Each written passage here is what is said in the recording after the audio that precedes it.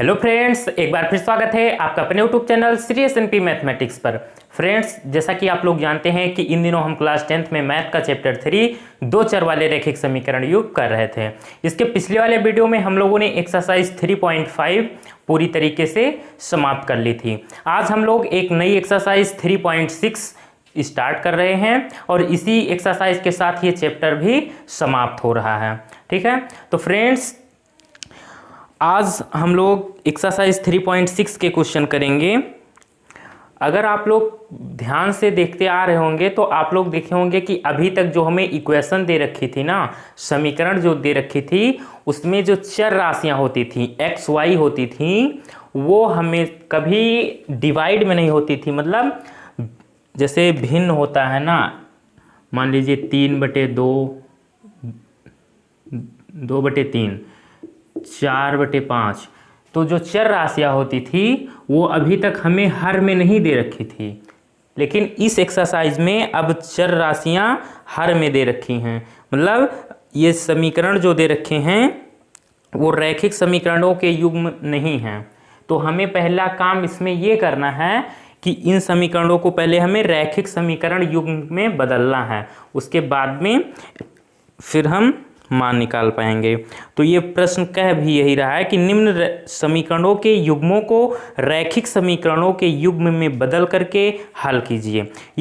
अगर ये सारे प्रश्न आप ध्यान से देख लिए ना, इसमें है 8 भाग हैं इसमें, तो अगर अच्छे से आप लोगों ने देख लिया ना तो कैलकुलेशन आपकी स्ट्रांग हो जाएगी, क्योंकि ये सारी इसमें कैलकुलेशन बहुत अच्छी है। तो आइए हम लोग प्रश्न की बात करते हैं। अब ये फर्स्ट क्वेश्चन के अंतर्गत हम फर्स्ट पार्ट देख रहे हैं। इसमें दे रखा है क्वेश्चन हमारा 1/2x plus 1/3y is equals to 2। ठीक, ये फर्स्ट इक्वेशन है, इसे हम नाम देंगे समीकरण नंबर 1। और सेकेंड इक्वेशन है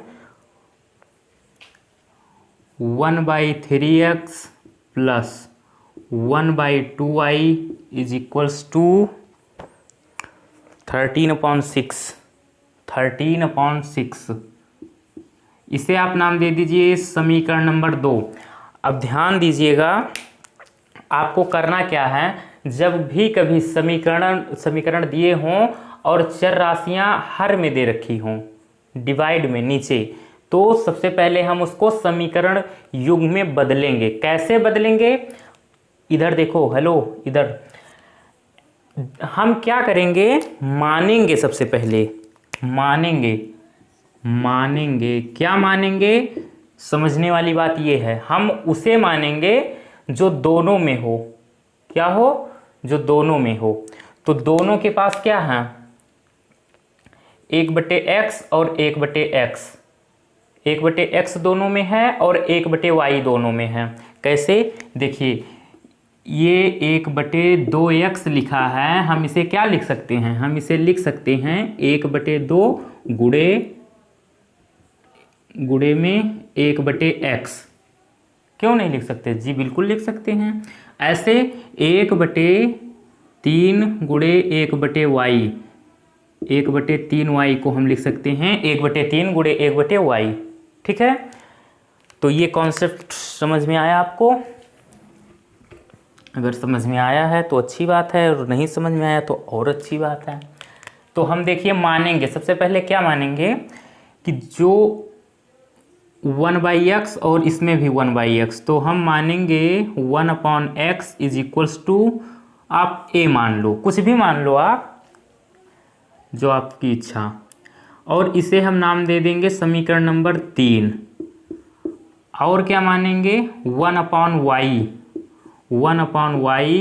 इसे हम मानेंगे b, और इसे नाम देंगे हम समीकरण नंबर 4।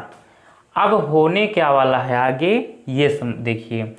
अब हम 1/x का मान जो a है ना, ये बराबर में, इसको उठा करके समीकरण नंबर 1 में रखेंगे और समीकरण नंबर 2 में रखेंगे।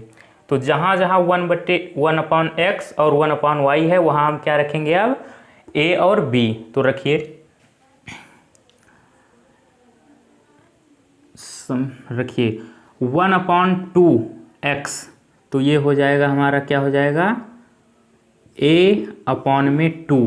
क्या हो जाएगा, a/2। क्यों, देखिए मेरे भाई ये लिखा हुआ है 1/2 और 1/x, 1/2x जो लिखा है इसको हम ऐसे भी लिख सकते हैं, और 1/x का मान आ गया है अब हमारे पास a, तो 1/2 और गुणे में a, ठीक है, थोड़ा बड़ा लिख दें, 1/2 गुणे में a, तो इसके हर में कुछ नहीं है तो 1 मान लेते हैं। और जब भिन्नों का गुणा होता है तो हर का हर से होता है और अंश का अंश से, तो 2 का 1 में होगा तो ये हो जाएगा 2, और a का 1 में होगा तो ये हो जाएगा a। एक एक पॉइंट अभी आपको बता रहा हूँ क्योंकि फर्स्ट क्वेश्चन है, कैलकुलेशन आपकी अगर थोड़ी वीक होगी तो कोई समस्या नहीं होगी, आपको बहुत अच्छे तरीके से समझ में आएगा। अभी नेक्स्ट क्वेश्चन में हम थोड़ा फास्ट करेंगे, ठीक है, इसलिए बहुत ध्यान से समझना, इसलिए एक एक पॉइंट आपका क्लियर करवा रहा हूँ। तो इसलिए ये डायरेक्ट ऐसे आ गया है, a/2 को हम ऐसे लाएं, ठीक। अब यही काम यहाँ भी करेंगे हम कि 1/3y को क्या लिखेंगे, 1/y को हमने माना है b, तो ये हो जाएगा b और अपॉन में 3, ठीक, और इज इक्वल्स टू 2। अब हम यहाँ पर एक बच्चों वाली भिन्न सॉल्व करेंगे, तो 3 और 2 का लासा कितना हो जाएगा, 6 हो जाएगा, और 2 3 6, 3 बार जा रहा है भाग, तो 3 का गुणा करिए 3a प्लस 3 दूनी 6, 2 बार भाग जा रहा है, 2 का b में करिए 2b, ठीक, बराबर में 2, इसके हर में मान लीजिए 1 है। अब क्या करेंगे, क्रॉस मल्टीप्लाई, तो इसका पूरा जब 1 में करेंगे तो इस पर कोई प्रभाव नहीं पड़ेगा, एज इट इज़ नोट हो कर लेंगे हम, 3a प्लस 2b, और ये हो जाएगा 6 2 जा 12, 6 2 जा 12। अब आप क्या करिए, 3a प्लस 2b, 12 को इधर ले आइए, माइनस का 12 इज इक्वल्स टू 0। आप इसे नाम दे दीजिए समीकरण नंबर, ये 4 तक हो चुका, समीकरण नंबर 5। घबराना नहीं कि 4-5 समीकरण बन चुके, ऐसे देख के घबराना नहीं। देखो बाबू, ये समीकरण हम अपनी सुविधा के लिए इसे बना रहे हैं, क्योंकि अगर हम इनका नामकरण करते हुए चलेंगे तो गलती होने की संभावना बिल्कुल भी नहीं रहेगी। आप नाम दो, कोई दिक्कत नहीं है, ठीक है, तो घबराना नहीं बिल्कुल आप। अब यहाँ रखिए समीकरण नंबर 2 में, तो जब 1/x का मान हम रखेंगे a, तो ये हो जाएगा a और अपॉन में 3 प्लस b अपॉन में 2 इज इक्वल्स टू 13 अपॉन में 6। यहाँ भी वही सॉल्व करेंगे भिन्न। आगे देखिए, 3 और 2 का एलसीएम क्या होगा, 6 होगा। 3 का भाग कितनी बार जाएगा, 6 में 3 2 जा 6, 2 बार, तो 2 का a में 2a प्लस 2 3 जा 6, 3b is equals to 13/6। Cross multiply होगा, क्रॉस मल्टीप्लाई करने की कोई ज़रूरत ही नहीं है, आप इसे डायरेक्ट ऐसे कैंसिल कर सकते हो। अब ये एक कॉन्सेप्ट यहाँ आप और समझ लो आज, कि ऐसे हमने डायरेक्ट कैंसिल कर दिया। कुछ बच्चों को आता है, कुछ बच्चे अगर नहीं जानते वो देखो कि कैंसिल हुआ क्यों, क्योंकि अगर हम इसे क्रॉस मल्टीप्लाई करते तो 6 यहाँ आ जाता ना, ये 6 यहाँ पहुँच जाता तब। और इतना बात तो आप जानते ही हैं कि जब ऊपर नीचे संख्या एक जैसी होती हैं तो वो कैंसिल हो जाती हैं, तो चाहे इसको यहाँ ला करके काटो या ऐसे डायरेक्ट काट दो, ठीक है। अब आगे देखिए, तो नीचे तो 6 कैंसिल हो चुके, यहाँ भी 1 बचेगा, यहाँ भी 1 बचेगा, ठीक है। तो 1 का किसी में भी आप अगर भाग दोगे तो कोई प्रभाव नहीं पड़ेगा उस पर। तो ये हो जाएगा हमारा 2a प्लस में 3b इज इक्वल्स टू 13, ठीक है, 13। अब क्या करेंगे, 2a प्लस 3b, ये 13 इधर लाएंगे, हो जाएगा माइनस का 13, इधर 0। ये समीकरण नंबर 5 हो चुका है, इसे नाम दे दो समीकरण नंबर 6। अब आगे क्या करने वाले हम, समीकरण नंबर 5 और समीकरण नंबर 6 को हम 3 विधियों से हल कर सकते हैं। तो हम लगाएंगे यहाँ पर विलोपन विधि से सॉल्व कर रहे हैं। तो विलोपन विधि से सॉल्व करने के लिए क्या होता है कि चर राशियों के गुणांकों को हम बराबर करते हैं। तो देखिए गुणांकों को बराबर करिए। ए के गुणांक को अगर हम बराबर करना चाहें तो ए का गुणांक यहाँ कितना है 3 है और यहाँ पर 2 है, तो हम ऐसी संख्या से गुणा करेंगे कि दोनों के गुणांक बराबर हो जाएं। तो ध्यान दीजिए कि अगर हम इसमें 2 का गुणा करें तो 2 तियाँ 6 और इसमें अगर 3 से गुणा करें तो 3 दूनी 6, तो हमारा काम बन जाएगा, गुणांक बराबर हो जाएंगे। तो करिए, लिखिए समीकरण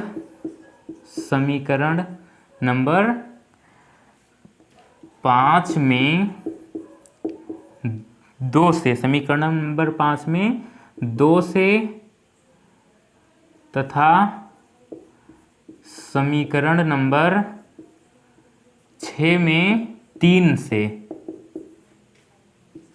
गुणा करके अब देखिए, अब हम यहाँ क्या लिखें, जोड़ने या घटाने, वो देखिए कॉन्सेप्ट। ये देखिए 6a प्लस में रहेगा और इसमें जब गुणा करेंगे तो 6a प्लस में ये भी रहेगा। तो जब दोनों संख्याएं एक जैसी रहेंगी प्लस प्लस, तो हमेशा हम क्या करेंगे, घटाएंगे जब चिन्ह एक जैसे होंगे, ठीक है। तो गुणा करके घटाने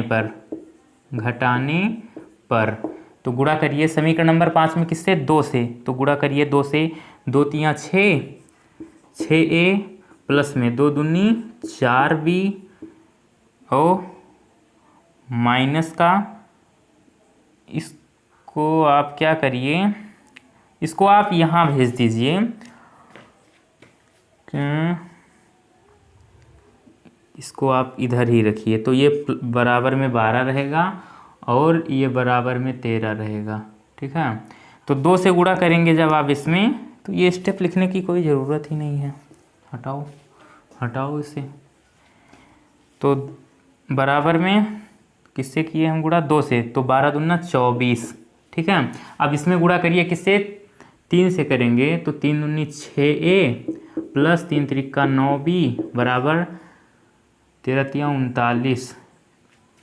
अब घटा रहे हैं तो घटाते समय चिन्ह बदल दिया जाता है, माइनस माइनस माइनस, ये तो कैंसिल हो जाएगा। अब 9b में से 4b जाएगा तो बचेगा माइनस का 5b, और इधर क्या बचेगा, 9 में 4 जाएगा 5, 3 में 2 जाएगा 1 और वो माइनस, तो दोनों तरफ माइनस है तो आप उड़ा दीजिए।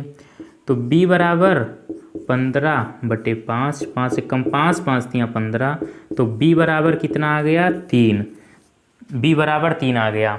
अब हम a का मान निकालना चाहें तो क्या करेंगे, a का मान निकालने के लिए आप b का मान उठा करके समीकरण नंबर चाहे आप 5 में रख दीजिए या समीकरण नंबर 6 में रख दीजिए। तो हम समीकरण नंबर 5 में रख रहे हैं। पुट इन इक्वेशन नंबर 5, ठीक, समीकरण नंबर 5 में रखने पर रखिए 3a प्लस में 2 और b के जगह क्या रखने वाले हैं हम, 3 = 12, ठीक।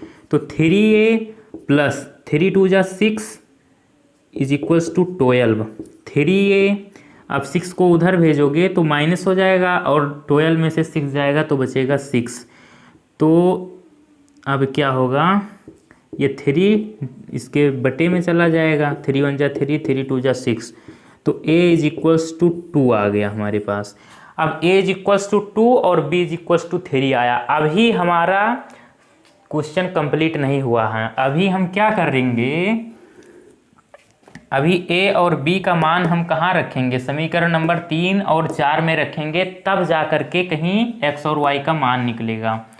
तो रखिए 1 में x = a है ना, तो a का मान कितना आया है हमारे पास, 2 आया है। अब इसके बटे में कुछ नहीं है, एक मान लो, क्रॉस मल्टीप्लाई, तो क्रॉस मल्टीप्लाई करेंगे तो ये 2 का x में होगा 2x = ये 1 हो जाएगा, तो x = 1/2 आ गया। और b का मान कितना है, 3, इसको उठा करके आप समीकरण नंबर 4 में रखिए, तो 1/y = b के जगह हम क्या रखेंगे, 3, इसके अपॉन में 1 कर लीजिए, यहाँ भी क्रॉस मल्टीप्लाई, तो 3y हो जाएगा और ये 1 हो जाएगा, तो y = 1/3 हो जाएगा, तो हमारी x और y की वैल्यू अब जाकर आई है। ये है हमारा फाइनल आंसर। ठीक, तो क्वेश्चन समझ में आया। सबसे पहले हम समीकरणों को ये समीकरण युग में नहीं था तो इसे हम पहले रैखिक समीकरणों के युग में बदलने का तरीका ये होता है, मान करके बदलते हैं। मानते उसे हैं जो दोनों में होता है। अगर मानने में अभी कोई दिक्कत है तो भी एक क्वेश्चन और करेंगे, 100% क्लियर हो जाएगा आपको। तो इसे नोट कर लीजिए आप और खुद भी प्रैक्टिस करिएगा। और हम फिर नेक्स्ट क्वेश्चन करवा रहे हैं। अगर कोई समस्या होगी तो वहाँ पर सब दूर हो जाएगी।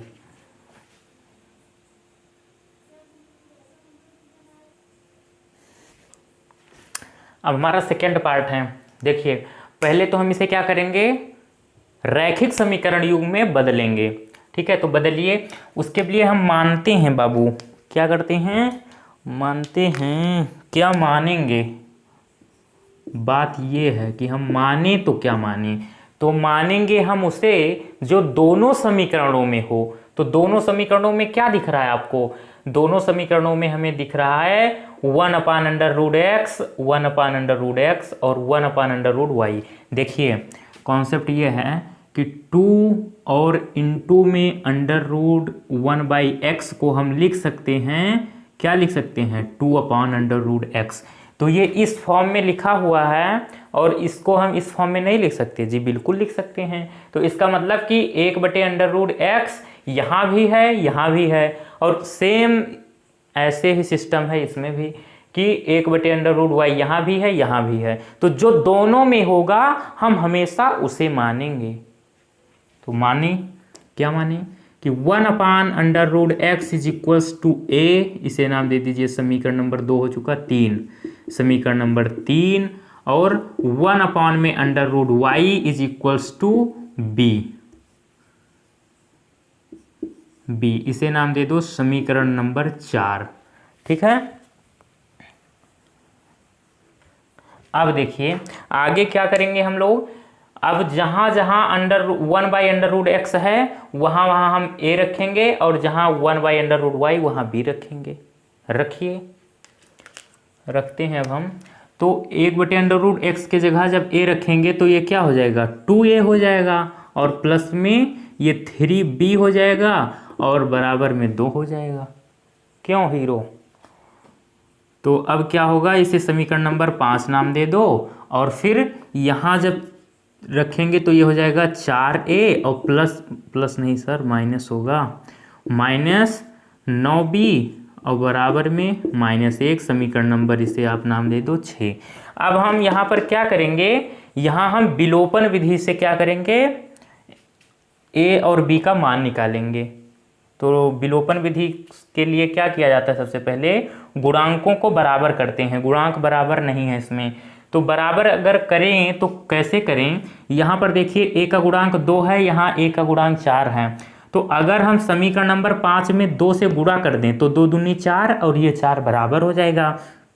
और दूसरी बात ये ध्यान रखनी है कि ये प्लस में, ये भी प्लस में, जब दोनों प्लस में हो तो समीकरणों को हम घटाएंगे। ठीक है, बस यही तो बात तो विलोपन विधि में हमें ध्यान रखनी है हीरो। तो आइए क्या करते हैं, समीकरण नंबर 5 में 2 से गुणा करके घटाने पर, समीकरण नंबर 5 में 2 से गुणा करके घटाने पर करिए गुणा। तो ये हो जाएगा 2 दूनी 4a प्लस में 2 तिया 6b बराबर 2 दूनी 4। जब गुणा करते हैं किसी संख्या से तो सब में करते हैं बाबू। आगे देखिए, इसमें हम कुछ नहीं करेंगे। 4a माइनस का 9b इज इक्वल्स टू -1। घटाइए, घटा रहे हैं हम, शब्द प्रयोग किए हैं घटाने। ठीक, तो इसलिए चिन्ह बदलना पड़ेगा हमें। माइनस है तो प्लस हो जाएगा, ये माइनस है ना तो ये प्लस, ये प्लस है तो ये माइनस, ये कैंसिल हो जाएगा ऐसे। अब ये क्या होगा, दोनों संख्या प्लस प्लस में हो गई तो हो जाएगा 9 6 15, b बराबर में 4 और 1 5। तो b बराबर 5/15, 5 एकम 5, 5 तिया 15। तो b बराबर 1/3। b बराबर 1/3 आ चुका है।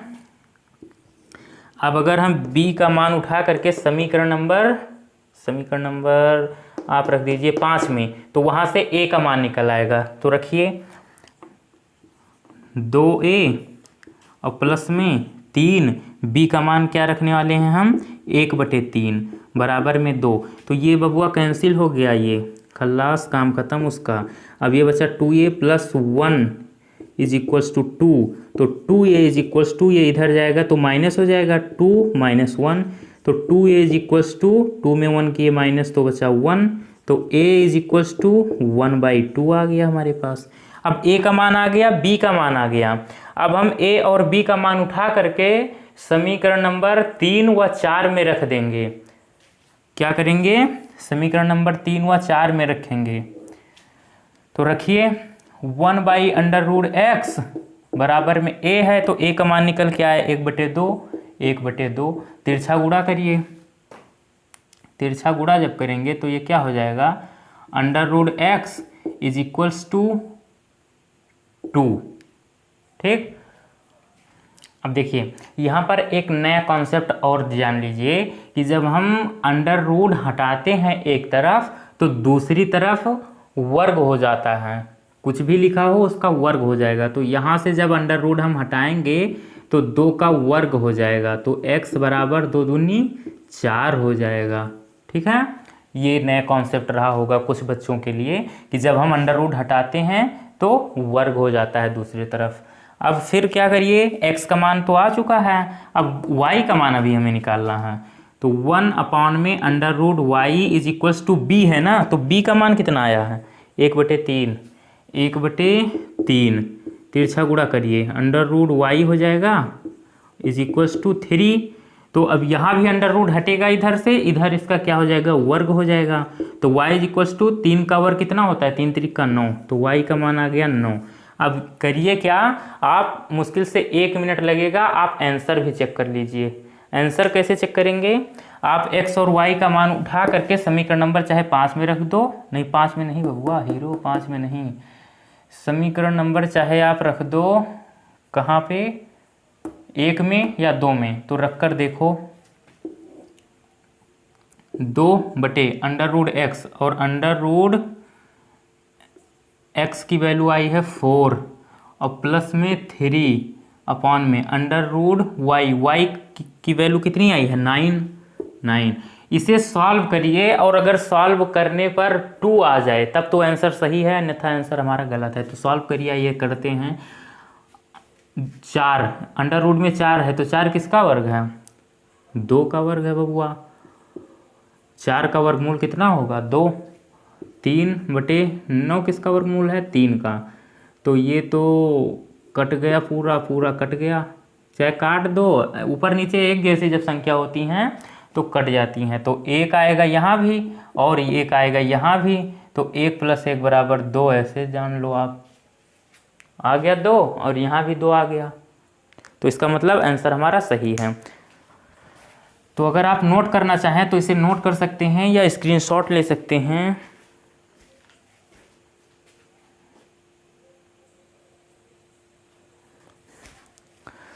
अब थर्ड पार्ट की बात करते हैं हम। इसमें 2 समीकरण ये दिए हैं, इसको पहले हम क्या करेंगे, रैखिक समीकरण युग में पहले इसको हम बदलेंगे, फिर आगे का तो आप समझते ही हो क्या करना है। तो पहले देखिए, इसमें अगर आप y को बदलना चाहें, मानना चाहें तो मानिए, अगर ना मानेंगे तो फिर भी कोई दिक्कत नहीं होगी, तो आप स्वतंत्र हैं इसके लिए। आप चाहें तो y को मान लें या ना मानें, लेकिन x को तो मानना ही पड़ेगा। ठीक है, इसमें नहीं गुंजाइश है। तो आइए हम मान ही लेते हैं। मानने में क्या जाता है यार, ना मेरा पैसा जाएगा ना आपका जाएगा। मान लो, माना 1/x दोनों में है ना, y दोनों में है, तो 1/x = a और y = b हम मान रहे हैं। इसे आप नाम दे दो समीकरण नंबर 3 और ये हमारा समीकरण नंबर 4। ठीक है, अब देखिए क्या करेंगे, अब जहाँ पर 1/x है वहाँ पर a रखेंगे, जहाँ y है वहाँ पर b रखेंगे। तो रखिए तो 1/x की जगह जब a रखेंगे तो ये हो जाएगा हमारा 4a और प्लस में 3y की जगह b, तो 3b इज इक्वल्स टू 14। समीकरण नंबर 5। यहाँ भी वही काम, 3a माइनस का 4b इज इक्वल्स टू 23, समीकरण नंबर 6।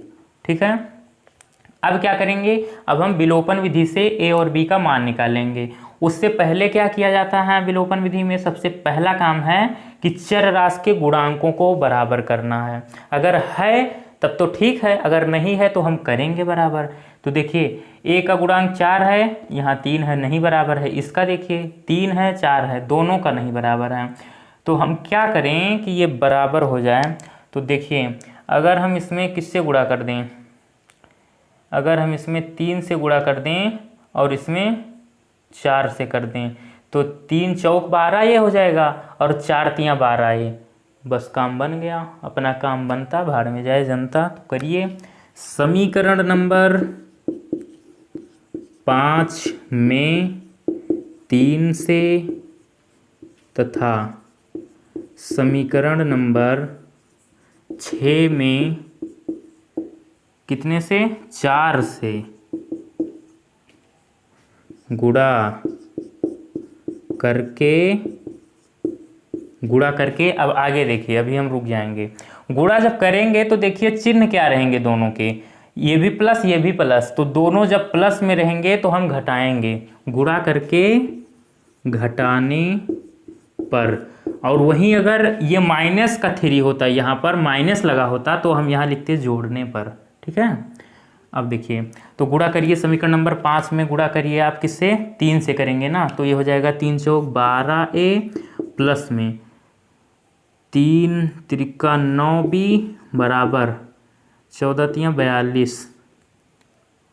अब इसमें किससे होगा, समीकरण नंबर 6 में, समीकरण नंबर 6 में गुणा होगा 4 से, 4 तियाँ 12 ये प्लस नहीं माइनस होगा, माइनस 4 चौक 16b बराबर में 4 तियाँ 12, 1 4 दूनी 8 1 9, 92। अब घटा रहे हैं तो चिन्ह बदल जाएगा, प्लस है माइनस, माइनस है प्लस और प्लस है माइनस, ये तो खलास हो चुका। अब ये प्लस ये भी प्लस तो जुड़ जाएगा, 16 और 9 25, 25 भी बराबर, ये घट जाएगा, ये प्लस है ये माइनस, तो घटाइए, 2 में 2 जाएगा 0, 9 में 4 जाएगा 5 और ये संख्या बड़ी है तो माइनस का चिन्ह लगेगा। तो b is equals to minus का 50 अपॉन में 25 1 2, तो b इज इक्वल्स टू -2 आ गया। अब हम क्या करें, b का मान उठा करके समीकरण नंबर आप 5 में रख दें या 6 में रख दें, जहां आपकी इच्छा हो। तो रखिए आप b का मान उठा करके समीकरण नंबर 5 में, तो 4a प्लस में 3b का मान क्या रखने वाले हैं हम, माइनस का 2 इज इक्वल्स टू 14। सॉल्व करिए, 4a और ये हो जाएगा माइनस 2 3 जा 6 इज इक्वल्स टू 14। ये 4a is equals to 14 plus 6 इधर जाएगा प्लस हो जाएगा ना, 4a इज इक्वल्स टू 20, तो a is equals to 20 upon 4, 4 1 जा 4, 4 5 जा 20, तो a इज इक्वल्स टू 5 आ गया। a की वैल्यू आ चुकी और b की वैल्यू आ चुकी। अब हम इसे उठा करके समीकरण नंबर 3 और 4 में रख देंगे, वहां से x और y का मान हमें पता चल जाएगा। तो रखिए,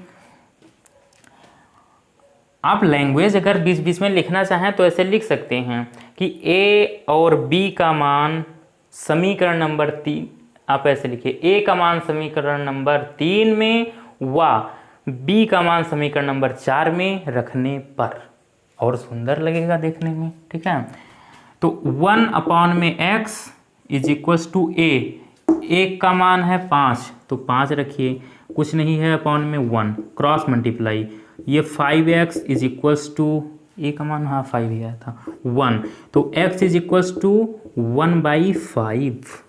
ठीक, अब अभी हमें y की वैल्यू चाहिए, तो y की वैल्यू क्या रखेंगे, y is equals to b है ना, और b की वैल्यू आई है -2, तो ये y की वैल्यू -2, x की वैल्यू 1/5 और y की वैल्यू -2। ये रहा फाइनल आंसर। तो आप नोट कर सकते हैं इसे। अब मुझे नहीं लगता कि अभी भी आपको ना समझ में आया हो। अगर आपने ध्यान से नहीं देखा हो तब तो आप खुद जाने, लेकिन अगर आपने सच्चे मन से देखा है तो आपको अब 99% सारे कॉन्सेप्ट क्लियर हो चुके हैं। 100% इसलिए नहीं कहूँगा क्योंकि अभी आगे 1-2 प्रश्न ऐसे हैं कि वो भी आप लोग के लिए थोड़ा नए हैं, ठीक है, लेकिन कॉन्सेप्ट यही रहेगा उसमें भी। तो आप इसे पहले नोट कर लीजिए।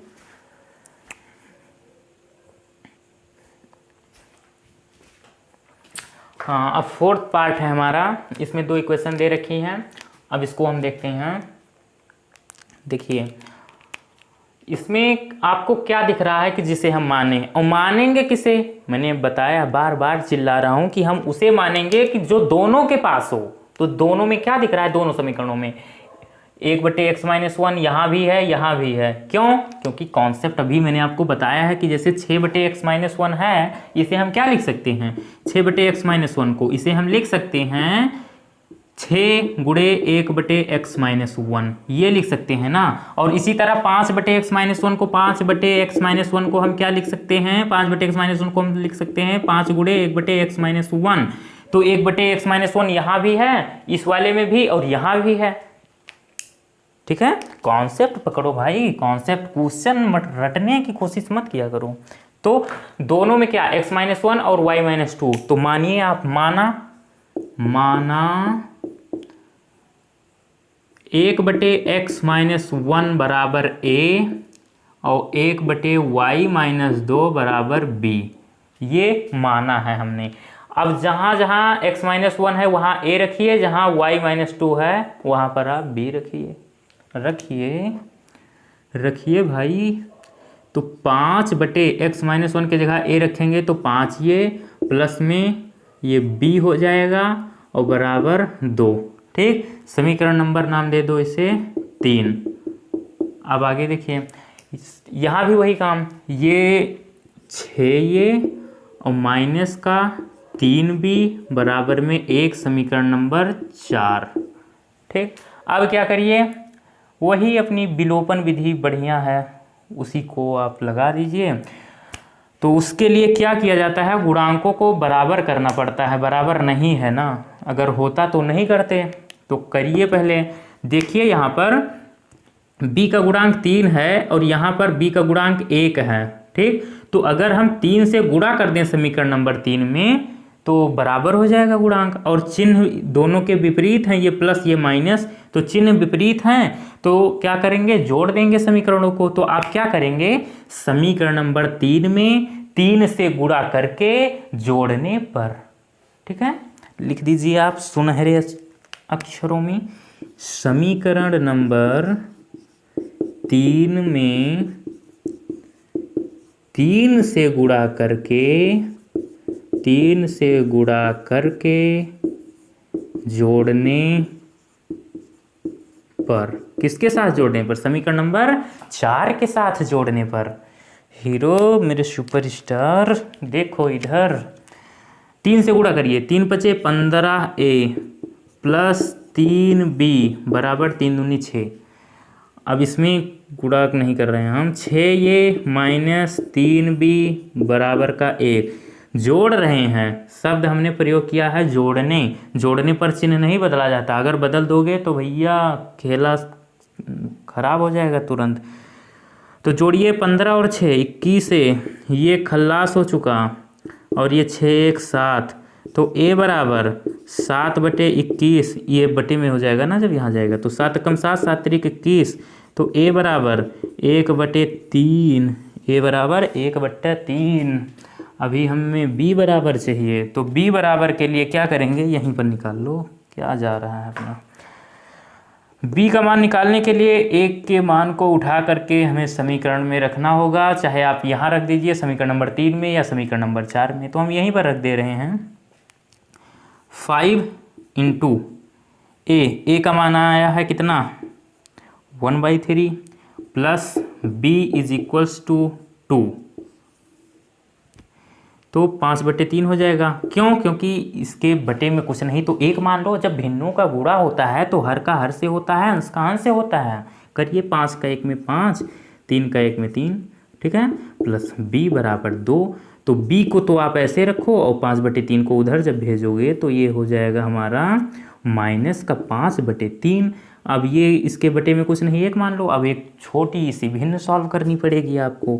b बराबर 3 और 1 का लासा 3, तो 1 का भाग कितनी बार जाएगा? 3 में 3 बार, तो 3 दूनी 6 हो जाएगा, माइनस का 5, ठीक। तो b बराबर 6 में 5 घटाएंगे 1 बचेगा, b बराबर 1/3 आ गया।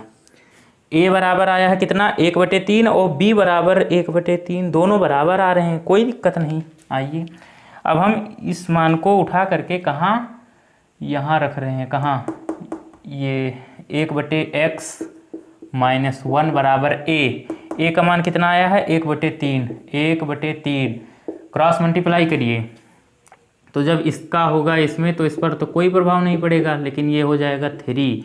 तो x = इसको इधर भेजेंगे तो प्लस हो जाएगा ना। चलिए एक स्टेप और कर दे रहा हूँ, तो x = 4 हो गया। अब b का मान उठा करके आप यहाँ रखिए, तो 1/y - 2 = 1/3 करिए। y - 2 इसका जब 1 में करेंगे और ये हो जाएगा 3 1 जा 3, 1 2 का 3, 3 2 का 1, तो y = ये इधर जाएगा +2 हो जाएगा, +2, तो y = 3 और 2 5।